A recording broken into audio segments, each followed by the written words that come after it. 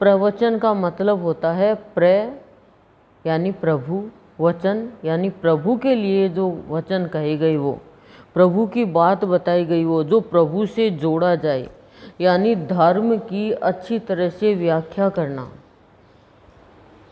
धर्म के बारे में बताना। धर्म क्या है? सत्य है, ईश्वर है, आत्मा है। लेकिन कह रहे हैं गुरुदेव बात तो धर्म की कर रहा है पर कार्य अधर्म का कर रहा है। प्रभु के लिए बहुत कुछ बोल रहा है, प्रवचन कर रहा है, धार्मिक बातें कर रहा है, लेकिन उसमें भी छल कपट है, यानी बोलता कुछ और है, करता कुछ और है। तो गुरुदेव करें ऐसे प्रवचन बोलने वाले का और ऐसे प्रवचन को सुनने वाले का, दोनों का ही उद्धार नहीं होगा, दोनों का ही कल्याण नहीं होगा। चाहे कितनी भी बड़ी बड़ी बातें बोले, लेकिन खुद जब ऐसा नहीं है बोलने वाला, तो फिर वो कोई काम नहीं करेगा। मतलब दवाई का ज्ञान तो है, लेकिन दवाई ले नहीं रहे हैं और कह रहे हैं सामने वाले को तू ले ले। अनुभव नहीं है हमें कुछ आता नहीं है, दूसरों को हम ज्ञान देते हैं। पहले खुद बन जाता है प्राणी वैसा, तब वो प्रवचन कर सकता है, और तब उसका प्रवचन का जो शब्द होगा वो खुद का भी कल्याण करेगा, और जो सुन लेगा उसका भी कल्याण हो जाएगा, उसका भी भला हो जाएगा। अब जैसे किसी के पास धन नहीं है और वो अच्छे अच्छे कपड़े पहने, कोई फंक्शन हो तो पार्टी वार्टी करे, तो लोग क्या कहेंगे, देख दिखावा कर रहा है, पैसा नहीं है उधार लेके कर रहा है। तो ऐसे हम उधार लेके कर रहे हैं, प्यार अंदर है नहीं, प्यार की बात कर रहे हैं, और प्यार के नाम से किसी को बुरा भला कह रहे हैं, टोंट कस रहे हैं। तो गुरुदेव कह रहे हैं, गुरुदेव ने देखा होगा कि भाई जैसा बोल रहे हैं वैसा है नहीं, तो बोल तो बहुत लोग रहेंगे, मीठा मीठा बोल देंगे, बना के बोल देंगे, दिखा के बोल देंगे। बोलना तो सबको ही आ जाता है, लेकिन बोलने के मुताबिक जीवन नहीं बना। संत बोलते बाद में पहले खुद बनाते हैं अपना जीवन, तभी सत्य तक पहुंच पाते हैं। हम तो असत्य, झूठ, अधर्म, ये चीज़ें बहुत हमारे जीवन में शामिल कर लेते हैं, यानी छल कपट कर लेते हैं। सत्य के दरबार में भी हम छल कपट कर लेते हैं, और सत्य के रास्ते पे चलने वाले के साथ भी छल कपट कर लेते हैं। तो कल्याण तो बहुत दूर की अवस्था है, बहुत दूर की अवस्था है। सत्य की बात बोले तो पहले हम सत्य तक पहुँचे। प्रभु की बात बोले, प्रभु ऐसे हैं, प्रभु वैसे हैं, लेकिन प्रभु तक हमें पहुँचना ही नहीं आया, एक कदम ही चढ़ना नहीं आया। जैसे छोटा बच्चा है, वो चढ़ नहीं सकता सीढ़ियों पे, उसको ना ये ज्ञान होता मैं गिर जाऊंगा, उसको ना ये ज्ञान होता मुझे चोट लग जाएगी, उसको ना ये ज्ञान होता है कि मुझे किस रास्ते पे चलना है, उसे ना ये ज्ञान होता है कि अग्नि को मैं पकड़ लूँगा तो अग्नि मुझे जला देगी, ना उसे ये ज्ञान होता है कि पानी है उसमें मैं यदि अंदर चला जाऊँगा तो डूब जाऊँगा। ऐसे ही अज्ञानता के कारण प्राणी को पता नहीं रहता है। बोलता तो बहुत कुछ है, रोक के बोल देगा, मुंह बना के बोल देगा, दिखा के बोल देगा, लोगों को मूर्ख बना देगा, लेकिन गुरुदेव कह रहे हैं उसमें ना तो सुनने वाले की गति है और ना बोलने वाले की गति है, दोनों को ही प्रॉफिट नहीं होगा। जो सच्चा ज्ञानी है, जिसने प्राप्त किया है, वही तो प्राप्त करा सकता है। जिसके पास कोई चीज़ है वही तो दे सकता है, चाहे बर्तन हो, गहना हो, कपड़ा हो, पैसा हो, ज़मीन हो, या कोई के पास में 2-4 मोबाइल हो, उसके पास ही तो मांग सकते हैं, ले एक बार मोबाइल देना, मेरे को कहीं जाना है। पहले के लोग देखो अग्नि भी मांगते, ओढ़ना मांग लेते कि हम वहाँ पे जा रहे हैं, एक बार ओढ़ना देना, चुंदड़ी देना, साड़ी देना। तो है तो दे देते, नहीं है तो क्या करेंगे हम कि हमारे पास है ही नहीं। लेकिन है फिर भी हम करें हमारे पास नहीं है। हम ये कहें देखो जी हम मैं दे तो दूँ, लेकिन फिर आपका पहना हुआ मैं कैसे पहनूंगी, और मेरा पहना हुआ आप कैसे पहन सकते हो, मेरे अलग जम्स है आपके अलग जम्स है। हम नाराज़ हो जाएंगे, हो जाए तो हो जाए। नाराज़ ही होना तो भगवान से नाराज़ हो जाओ, भगवान के कोई परवाह नहीं ऐसे लोगों की। तो फिर हम भगवान के हम क्यों परवाह करते हैं जो नाराज़ होते हो? बताओ, जो नाराज़ ही होता है भगवान परवाह नहीं करते, हम क्यों परवाह करें? मतलब नाराज़ होकर के भगवान से कोई उल्टे सीधे कार्य करवा लो, और नाराज़ होकर के मनुष्य से कोई भी उल्टे सीधे कार्य करवा लो, भैया राजा रुसगो आपकी नगरी राखेगो। नाराज नाराज कोई राज नहीं प्राप्त कर पाएगा, कुछ नहीं प्राप्त कर पाएगा। ऐसा इंसान तो सत्संग में भी ऐसे आएगा जैसे मरी हुई के उठ बैठने के लिए आया है और फिर चला गया, बस इतना ही है उसका उठना और बैठना। प्राप्त क्या करेगा ये बताओ? प्राप्त करो। सत्संग में आना बहुत बड़े भाग्य की बात है, लेकिन सत्संग में आकर प्राप्त ही नहीं किया तो लाभ क्या उठाया? वैसे बने ही नहीं तो लाभ क्या उठाया? वैसा किया ही नहीं तो लाभ क्या उठाया? लाभ उठाओ, जीवन से भी लाभ उठाओ और दूसरों को भी लाभ उठाना सिखाओ। ठगना तो कोई भी सिखा देगा, लेकिन रंगना सब नहीं सिखाएंगे, ठगी छुटाना सब नहीं छुटाएंगे। आप ठग रहे हो, आपको भी कोई ठग रहा है, आपको आपका मन ठग रहा है।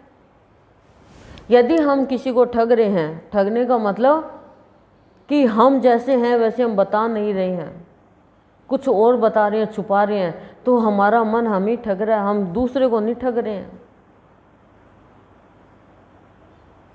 अमृतवाणिया ठग ठगी छूटे हैं, यही है ना? तो ठग ठगी छूटे,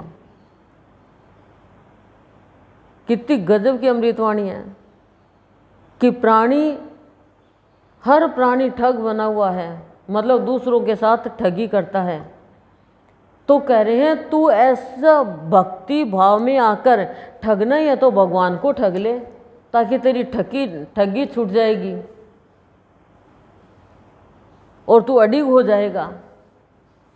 यह प्राणी तू सत्संग में आ ताकि तेरी ठगी छूट जाएगी। तू ऐसा संग कर कि तेरी ठगी छूट जाए, तेरी बुरी आदत छूट जाए। मन ठग रहा है, बुद्धि ठग रही है, चित्त ठग रहा है, हमारे खुद के विचार हमें ठग रहे हैं। बस ये चीज़ छूट जाती है। ठगना ही तो है कि हम जैसे प्यार की बात कर रहे हैं, लेकिन हमारे अंदर यदि इतनी सी भी ईर्ष्या है, देखो इतनी सी भी किसी के प्रति ईर्ष्या आ गई, बढ़ती जाएगी, जाएगी नहीं, जाएगी नहीं है। ये एक ऐसी बीमारी है, कैंसर का इलाज हो सकता है लेकिन ईर्ष्या का इलाज नहीं हो सकता। उसके लिए तो बहुत कुछ करना पड़ेगा, क्योंकि ईर्ष्या कारण बहुत गलतियां कर देता है, बहुत ही अपराध कर देता है, गुनाह कर देता है, और इस जन्म में तो वो साफ होने वाले नहीं होते हैं, नहीं होंगे साफ। हो बहुत टाइम लगे, इतना हम टाइम ही नहीं दे पाएंगे सत्संग में भगवान के नाम पर। भगवान का नाम भी तो काम के लिए लेते हैं ना। तो गुरुदेव हमें समझाना चाह रहे हैं कि अरे भगवान को तो छोड़ दो, उसमें भी छल कपट, वो तो कपट रहित कर दो, भगवान का भाव तो कपट रहित फैला दो, उसमें भी ठगने का काम, छल का काम, कपट का काम, सठ का काम। कैसे कल्याण होगा, कैसे उद्धार होगा? मनुष्य जीवन का उद्देश्य है मेरा उद्धार हो, मेरा कल्याण हो, और मैं किसी को बात बताऊं उसका भी कल्याण हो जाए। संतों की बात क्यों लगती है हमें?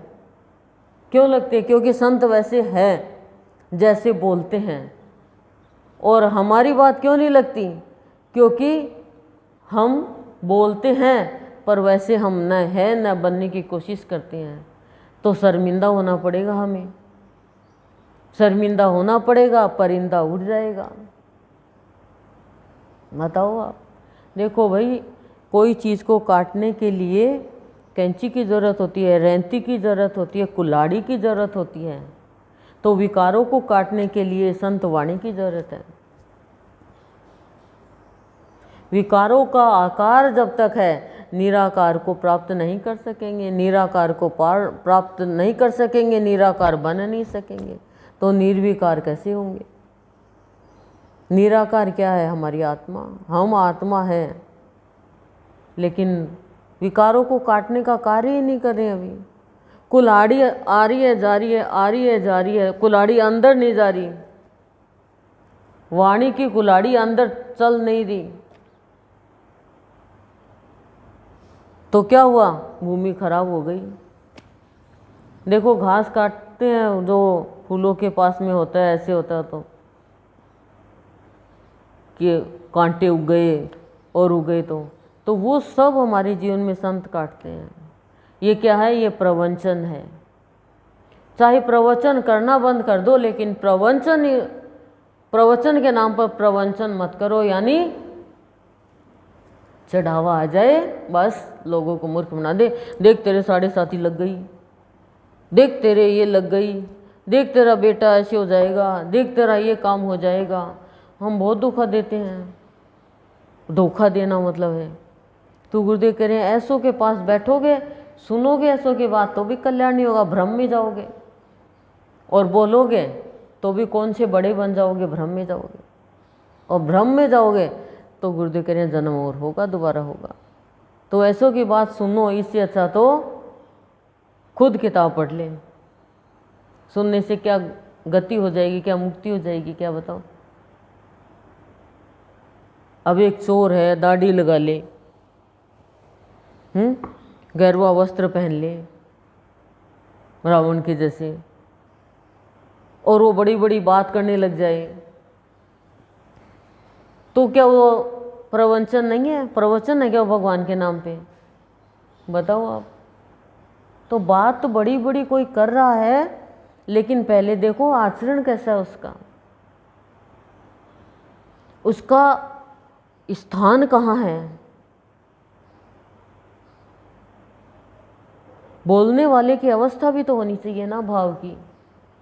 बोलने से देखो इतने बोलते हैं हम, यहाँ पे सुनते हैं, कोई कोई बात हमारी लगती है खाली, वो क्यों? कोई कोई क्यों लगती है? कोई कोई हमारे कोई स्वार्थ की होती है, तब लगती है। सुधारने के बाद लग जाए, सुधारने के बाद को तो हम बुरा मान लेते हैं।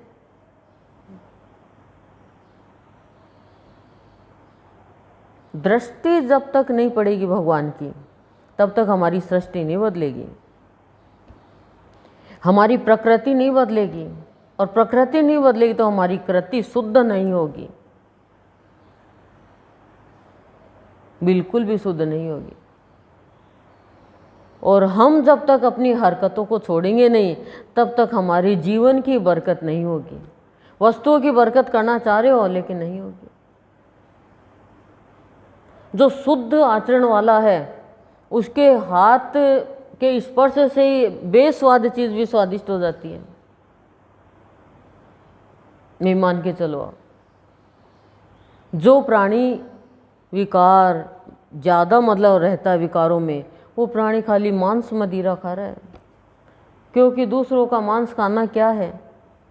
दूसरों का जी जलाना है। जीवन तो हमारा है, हम चूक जाते हैं, और चूक जाएंगे तो अवसर निकल जाएगा, लाभ उठाने वाला लाभ उठा लेगा।